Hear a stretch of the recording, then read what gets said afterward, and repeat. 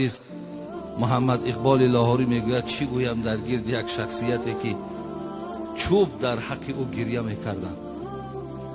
یا از معجزه های حضرت میگد میگذشت در کوچه های مکه سنگ ها با او سلام میدادند.